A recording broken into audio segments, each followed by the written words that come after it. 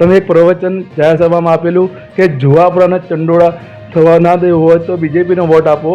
મેં કીધું હતું કે જુવાપુરાને જોધપુર બનાવવું હોય તો બીજેપીને વોટ આપો. કોંગ્રેસ અને એમઆઈએમ જેવી પાર્ટીઓ એ લોકોના ધર્મના નામે વોટ લે છે અને લોકોના કામ કરતી નથી. મેં તો એક નારો આપ્યો છે કે આ વખતે ભાજપ.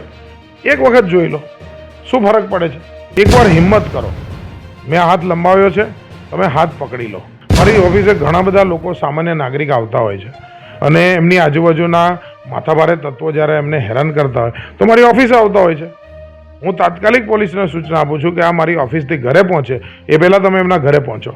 વાત કોઈકનું પોતાનું ઘર છે, 100 રૂપિયાના સ્ટેમ્પ પેપર ઉપર છે, એને હટાવવાની તો કંઈ વાત જ નથી. વાત સરકારી જમીનની છે. જો સરકારી જમીન ઉપર કોઈ પણ પ્રકારનું દબાણ હશે તો સરકાર 2010 પહેલાંના નિયમ મુજબ એ દબાણવાળાને વૈકલ્પિક ઘર આપશે. તો કોઈએ ડરવાની ક્યાં જરૂર છે એમાં. મારા મત વિસ્તારની અંદર કેનાલ નથી આવતી, છતાં પણ મેં માંગણી કરી હતી કે હું આ કેનાલ પાસેથી નીકળું છું.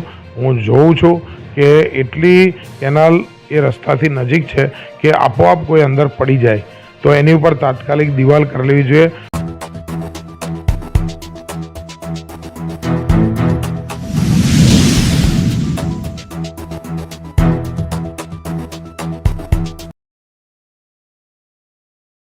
આર ગુજરાત ન્યૂઝમાં આપનું સ્વાગત છે. વેજલપુર વિધાનસભાના ધારાસભ્ય અમિતભાઈ ઠાકર આપણી સાથે જોડાઈ ગયા છે. અમિતભાઈ ઠાકર સાથે ખાસ ચર્ચા કરીશું. અમિતભાઈ, ઇલેક્શનનો માહોલ છે અને તમારા જે બોલવાના પ્રવચન હતા એ પણ ચર્ચામાં છે. તમે એક પ્રવચન જાહેર સભામાં આપેલું કે જુવાપુરાના ચંડોળા થવા ના દેવું હોય તો બીજેપીને વોટ આપો, કાં તો ચંડોળ થવા દેવો તો બીજા પક્ષોને વોટ આપો. એ વિશે તમે શું કહેશો? મેં કીધું હતું કે જુવાપુરાને જોધપુર બનાવવું હોય તો બીજેપીને વોટ આપો. તો જે રીતે લોકો હું જુવાપુરાનો પણ ધારાસભ્ય છું, લોકો મને મળે છે ને વાત કરે છે કે ત્યાંના જે બીજી પાર્ટીના કાઉન્સિલરો છે આ કોઈ પણ પ્રકારના કામ કરતા નથી. ગલીની અંદર રસ્તા નહીં, પાણીની અછત છે, ત્યાં આગળ ગંદકી કોઈ સાફ કરતું નથી, તો લાઇટો છે તો કોઈ એને પૂછવાવાળું નથી. તો આ બધી જ સામાન્ય સુવિધાઓ છે. જો આ સામાન્ય સુવિધા માટે પણ જો જુવાપુરા ઝઝૂમતું હોય તો પછી એ આગળ જઈને કેવી રીતે એ વધારે એનાથી સારી વસ્તુ આપી શકશે. અમે લોકો જ્યારે હું ધારાસભ્ય બન્યો એ પછી ભારતીય જનતા પાર્ટીની સરકારે જે નરેન્દ્રભાઈ મોદી અને અમિતભાઈ શાહની નીતિ છે એના કારણે બધાને સમાંતર સુવિધા આપવાનું ચાલુ કર્યું. તો જો જોધપુરની અંદર કોમ્યુનિટી હોલ બન્યો તો જુવાપુરામાં પણ કોમ્યુનિટી હોલ બન્યો. પાર્ટી પ્લોટ બન્યો તો જુવાપુરામાં પાર્ટી પ્લોટ બન્યો. દવાખાનું બન્યું. 7 સ્કૂલ જુવાપુરામાં છે. 7 સ્માર્ટ સ્કૂલ અમિતભાઈ શાહના હાથે એ ત્યાં આગળ થઈ ગઈ. તો મૂળ મુદ્દો એવો છે કે બધું જ કામ એ જુવાપુરાની અંદર છેલ્લા અમુક વર્ષોની અંદર થયું એ અમે પાછળ પડીને કર્યું છે. કોઈ પણ અધિકારી જો મુસ્લિમ કોમ્યુનિટીનો હોય અને કલેક્ટર કે કમિશનર સંકલનમાં બેસતા હોય તો એને ધ્યાનમાં આવે કે અમે ત્યાં બેસીને જુવાપુરાના ડેવલપમેન્ટની કેટલી ચિંતા કરતા હોઈએ છીએ.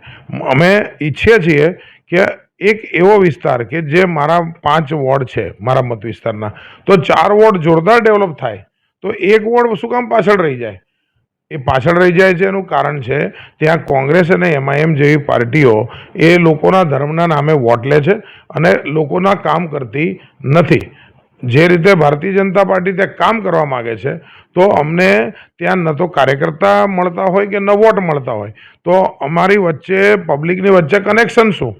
જો એક વખત ત્યાંની પ્રજા એક વખત આંખ મીચીને, આ તો સુવિધાનું ઇલેક્શન છે. આ ઇલેક્શન ગટર, પાણી, રસ્તા, આંગણવાડીઓ કે સ્કૂલને વધારે સારી બનાવવા માટેનું ઇલેક્શન છે અને આ બધી સુવિધા ત્યાંના નાગરિકો જ વાપરવાના છે. તો જો આ કામ કરવું હોય તો એમનો ધારાસભ્ય તૈયાર બેઠો છે, ધારાસભ્ય કામ કરે છે. મારે ત્યાં ઓફિસે બધા લોકો બેઝિઝક આવે છે અને જે બેઝિઝક આવે એના બધાના કામ ખૂબ સારી રીતે થાય છે.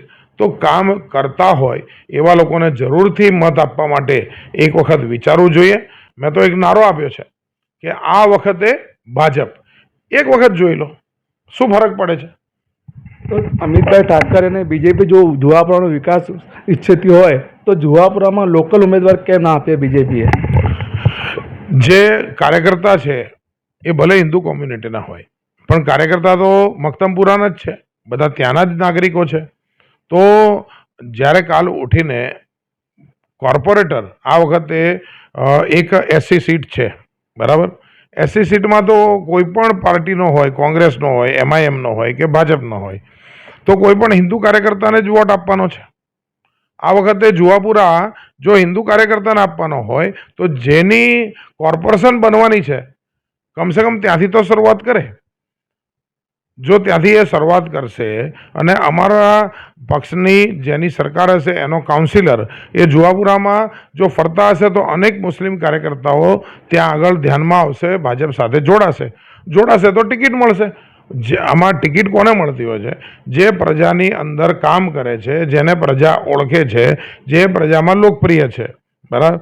ભારતીય જનતા પાર્ટી બી આપી છે, તો ભારતીય જનતા પાર્ટીએ એવા કાર્યકર્તાની શોધ છે કે જે કાર્યકર્તા આગામી દિવસોની અંદર એ ત્યાંના પ્રતિનિધિ બને. અત્યારે એક આરક્ષિત સીટ છે, દલિત અનામત સીટ છે અને 3 ઓપન સીટ છે.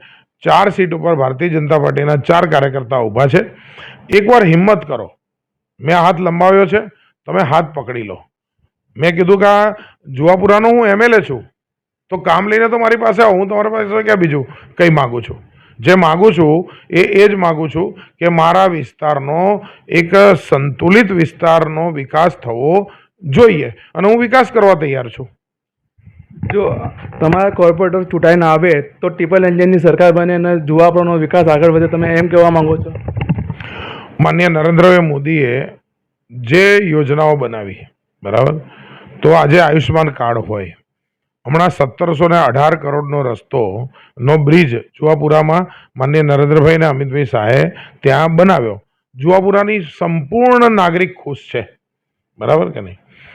જેટલી ત્યાં આગળ બધી યોજનાઓ આવી, એ જે કંઈ રસ્તા, દાખલા તરીકે હમણાં જુહાપુરામાં પાણી ભરાઈ જવાની સમસ્યા છે, બરાબર. હું કહું છું આવતા વર્ષે સમસ્યા નહીં હોય. 39 કરોડ રૂપિયાની પાઇપલાઇન શ્રીનગરથી શરૂ કરી મકરબા પાસે જે પોલીસ હેડક્વાર્ટર છે ત્યાં થઈને સાબરમતી સુધી TP85 પાસેથી રોડમાં થઈ અને સાબરમતીમાં જવાની છે. એની પેટા લાઈનો આખા જુહાપુરામાંથી આ પાઇપલાઇનમાં જશે. તો વરસાદી જે પાણી છે એ હવે સીધું સાબરમતીમાં એક બૂંદ પડે એટલે જતું રહેવાનું છે. તો આ કામ કોણ કરે છે? ભારતીય જનતા પાર્ટી કરે છે. તો જ્યારે અમે કામ કરીએ છીએ, 1718 કરોડનો બ્રિજ આપીએ છીએ અને આગામી દિવસોમાં, દાખલા તરીકે મને તવક્કલ સોસાયટીના નાગરિકોએ ડાયરેક્ટ કોન્ટેક્ટ કર્યો, ડાયરેક્ટ બિલાલ પાર્કના લોકોએ કોન્ટેક્ટ કર્યો, મને કીધું કે પાણી નથી. મેં રમજાન મહિનાના બીજા દિવસે 1.5 મહિનાની અંદર જમીન શોધીને ત્યાં બોર બનાવી અને 4000 લોકોને પાણી આપ્યું. કોંગ્રેસ કે એમઆઈએમના કોર્પોરેટર આ કામ કરી શક્યા? 100% જવાબ છે ના. જો મને કોઈ કોન્ટેક્ટ કરે, એમની જોડે તો મારો નંબર એ નહોતો, ગૂગલમાંથી મારો નંબર લઈ અને મારો કોન્ટેક્ટ કર્યો હતો. તો આજે એ પ્રજા ખુશ છે કે ના ભાઈ, અમારા ધારાસભ્યને અમે કોન્ટેક્ટ કર્યો તો એમણે અમને પાણી આપ્યું. તો આપણે ત્યાં આગળ જે માંગશે એ આપીશું, બરાબર. મારી ઓફિસે ઘણા બધા લોકો, સામાન્ય નાગરિક આવતા હોય છે અને એમની આજુબાજુના માથાભારે તત્વો જ્યારે એમને હેરાન કરતા હોય તો મારી ઓફિસે આવતા હોય છે.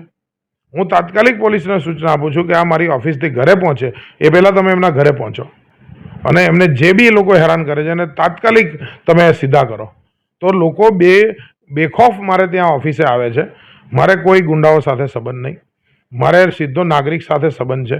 હું સીધો નાગરિક માટે કામ કરનારો માણસ છું, બરાબર. મારે કોઈ બિલ્ડરો સાથે સંબંધ નથી, ન મારે કોઈ સંબંધ બાંધવા છે. નાગરિકોની સુવિધા મારે આપવી છે. મારે એજ્યુકેશન માટે ત્યાં સારી સંસ્થાઓ લાવી છે, મારે ત્યાં સારી હોસ્પિટલ લાવી છે, મારે ત્યાં સારા ગાર્ડનો લાવવા છે, મારે ત્યાં આગળ જે કંઈ જરૂરી સમાજને ઉપયોગી વસ્તુઓ છે એ લાવી છે. પણ મને એના માટે પ્રતિનિધિ જોઈશે. જો પ્રતિનિધિ હશે તો અવશ્ય રીતે હું ત્યાં સારામાં સારું કામ કરી શકીશ અને એની અંદર મને કોઈ શંકા નથી કે આ વખતે ભારતીય જનતા પાર્ટીના ઉમેદવારોને લોકો વોટ આપવાના છે. ખૂબ મોટી સંખ્યામાં વોટ આપવાના છે. અનેક એવા નાગરિકો છે જે ઈચ્છે છે કે બદલાવ આવે અને આ વખતે જુહાપુરામાં જરૂરથી બદલાવ આવવાનો છે. ત્યાંના સ્થાનિક કોર્પોરેટર એમ કહે છે કે જીમ અને હોલ એ બધી સુવિધા અમે કરાવી છે કે કોઈ બીજા કોઈ લોકોએ નહીં કરાવી. એ મુદ્દે તમે શું કહેશો? હું 2022માં ચૂંટાયો. આ લોકો કાઉન્સિલર તો 2022ના 10 વર્ષ પહેલાંથી છે. કેમ ત્યારે આ ના થયું? કેમ રાતોરાત થઈ ગયું? જવાબ તો આપે. એ લોકોએ ક્યારેય કોઈ પ્રકારનું કામ કર્યું નથી. બરાબર.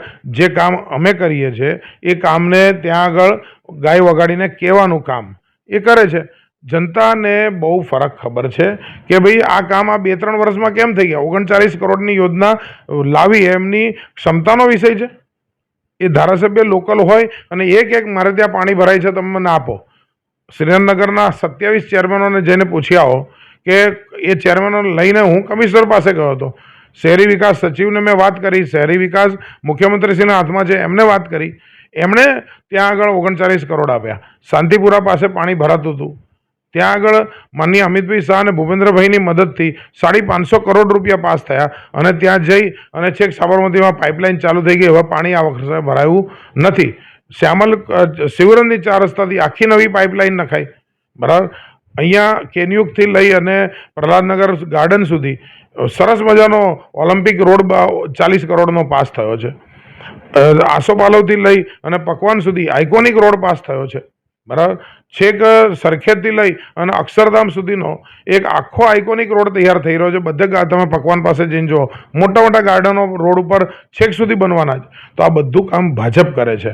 ત્યાંના કોર્પોરેટરો એ મહેરબાની કરીને એક જ કામ કરવું જોઈએ કે જુહાપુરાનો વિકાસ થવા દેવો જોઈએ અને એમણે ભારતીય જનતા પાર્ટીને જેની કોર્પોરેશનમાં, જેની રાજ્યની અંદર, જેની દેશમાં સત્તા છે એને 5 વર્ષ માટે જનતા અને ભાજપ વચ્ચેથી એમણે નીકળી જવું જોઈએ અને ભારતીય જનતા પાર્ટીના કાઉન્સિલરને એકવાર ત્યાં કામ કરવાની તક જો મળતી હોય તો એમણે વચ્ચે નહીં આવવું જોઈએ. ત્યાંના સ્થાનિક લોકોમાં વધારે સૌથી ચર્ચાનો વિષય એ છે કે ત્યાંના એક ગ્રીન ઝોન છે. ગ્રીન ઝોન ખસી જાય તો ત્યાં જો બિલ્ડરો અને લોકોને જે રહેઠાણની વ્યવસ્થા છે ત્યાં રાહત મળે તેમ છે. એ વિશે તમે શું કહેશો? જો જમીન હવે જબરજસ્ત કિંમતી થઈ ગઈ. બરાબર. કોઈ એવું નથી કે ત્યાં મુસ્લિમ સમાજ છે એટલે તોડી નાખીએ છે. બરાબર. તમે જઈને જુઓ, રામદેવનગર હોય, રોપડા તળાવ હોય, હમણાં સકરી તળાવ હોય, આપણા આખા એરિયામાં અનેક જગ્યાએ જ્યાં હિન્દુ ભાઈઓ રહે છે ત્યાં પણ ડિમોલિશન થયા છે. બરાબર. સરકારને જ્યારે માની લો કે મેટ્રો લાઈન નાખી હશે તો જે તે ટાઈમે ત્યાં કંઈ હશે તો એને ત્યાં થયું જ હશે, હટ્યું હશે. એવું છે, કશું ઘટતું હોય છે તો એની જગ્યાએ નવી કહેવાય ને કે નવી રચના થતી હોય છે. સરકારની જે આ જમીન છે તો સરકાર માની લો કે એમાં કોઈને ઘરબાર કરવાનો વિષય જ નથી. કોઈ એમ કહે કે તમને ઘરબાર કરી નાખશે તો વાત તો સરકારી જમીનની જ છે. વાત કોઈકનું પોતાનું ઘર છે, 100 રૂપિયાના સ્ટેમ્પ પેપર ઉપર છે, એને હટાવવાની તો કંઈ વાત જ નથી. વાત સરકારી જમીનની છે. જો સરકારી જમીન ઉપર કોઈ પણ પ્રકારનું દબાણ હશે તો સરકાર 2010 પહેલાંના નિયમ મુજબ એ દબાણવાળાને વૈકલ્પિક ઘર આપશે. તો કોઈએ ડરવાની ક્યાં જરૂર છે એમાં? બરાબર. એટલે કોઈને ઘરબાર કરવાનો આમાં ક્યાંય વિષય નથી. જો ત્યાં જમીન ઉપર એમનું ઘર છે તો એમને એનો નિયમ જ છે, એ હિન્દુ હોય કે મુસ્લિમ હોય, દરેકને એના બદલે ઘર મળતું હોય છે. એ સરકારી જમીન ઉપર હશે તો ઘર બી મળશે. એટલે કોઈને હેરાન કરવા આવો અમારો કોઈ વિષય નથી. બરાબર. દરેકને મહેનતથી એમનું પોતાનું ઘર બન્યું હોય તો એને કોઈ કરતાં કોઈ ક્યારેય બી તોડવા માટે નીકળતું નથી. એટલે મુદ્દો એટલો જ છે કે ખોટી ગબગોળાઓની અંદર લોકોએ આવવાનું નથી. હમણાં 2 દિવસથી કોઈક મેસેજ ફરતો થયો છે અને એ મેસેજના આધારે મેં કોર્પોરેશનના અધિકારીઓને પૂછ્યું કે શું આવું કંઈ તોડવા માટેની વાત છે? બોલે કે આ સંપૂર્ણ ખોટો મેસેજ છે. હવે કોંગ્રેસને MIM વાળાએ આવા ખોટા મેસેજો દ્વારા લોકોને ભરમાવાની કોઈ આવશ્યકતા નથી. એટલે મારું બહુ સ્પષ્ટ માનવું છે, કોઈ અફવામાં આવતા નહીં. અને જો કોઈ અફવા હોય અને અફવા સાથે અમારું નામ જોડાય તો ડાયરેક્ટ અમને ફોન કરીને પૂછી લેજો. ફતેવાડી કેનાલમાં ગયા વર્ષે સ્કોર્પિયો લઈને 3 બાળકો પડી ગયા હતા અને દર વર્ષે ફતેવાડી કેનાલમાં 100 થી 150 બાળકો પડીને મરી જાય છે. તો એક કેન્દ્ર સરકાર અને રાજ્ય સરકારની અંદર આવે છે તો શું અમિતભાઈ ઠાકરે આ કેનાલને બંધ કરીને એની ઉપર ગાર્ડન કાં તો રોડ બનાવશે ખરા? તમે કલેક્ટરને ત્યાં પૂછ્યા, 16 ધારાસભ્ય બેઠા હતા. એની હાજરીમાં, બધા જ અધિકારીની હાજરીમાં મારા મત વિસ્તારની અંદર કેનાલ નથી આવતી છતાં પણ મેં માંગણી કરી હતી કે હું આ કેનાલ પાસેથી નીકળું છું. હું જોઉં છું કે એટલી કેનાલ એ રસ્તાથી નજીક છે કે આપોઆપ કોઈ અંદર પડી જાય તો એની ઉપર તાત્કાલિક દિવાલ કરી લેવી જોઈએ. અને કલેક્ટરે એમાં બહુ જ સ્પષ્ટતાથી હા પાડી છે કે આની ઉપર પ્રોટેક્શન થવું જોઈએ. અને મેં ફોટા મૂકીને રજૂ કરેલું, એટલે એના ઉપર પણ એ કામ થઈ રહ્યું છે. અને જરૂરથી એ આખું કેનાલ છે એ બહુ જ સુંદર રીતે એની ઉપર દિવાલ કે પ્રોટેક્શન કે જે બી હશે એ એના રિસર્ચ કરી એ કામ પૂરું કરવાની દિશામાં કલેક્ટરે હા પાડી છે. સરખેજ વોર્ડમાં તો ધારાસભ્ય પણ બીજેપીના છે અને કોર્પોરેટરો પણ બીજેપીના છે, તો મુસ્લિમ વિસ્તારો છે, લઘુમતી વિસ્તારમાં ત્યાં વિકાસ ઓછો છે, એ મુદ્દે તમે શું કહેશો અમિતભાઈ? મેં જે દાખલા આપ્યા એ દાખલા બધા જ ત્યાંના સરખેજ વોર્ડના જ છે. બરાબર. સરખેજ વોર્ડની અંદર જે લોકોએ અમને ડાયરેક્ટ સંપર્ક કર્યો એ બધાને ત્યાં પાણી પહોંચ્યું, ગટર પહોંચી, રસ્તા પહોંચ્યા, પેવર બ્લોક પહોંચ્યા, આરસીસી પહોંચ્યા. બરાબર.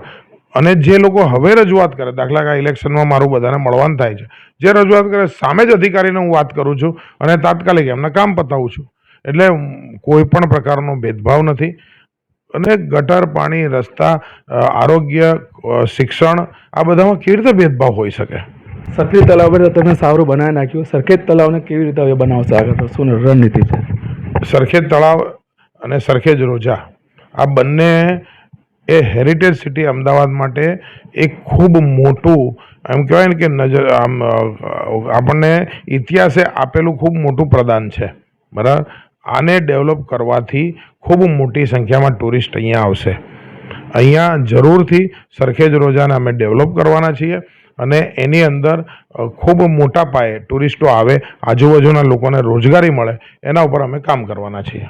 આભાર અમિતભાઈ. આ હતા વેજલપુર વિધાનસભાના ધારાસભ્ય અમિતભાઈ ઠાકરે, અને વેજલપુર, મક્તમપુરા અને સરખેજના વિકાસ માટે બીજેપીને મત આપવાની એક અપીલ કરી છે.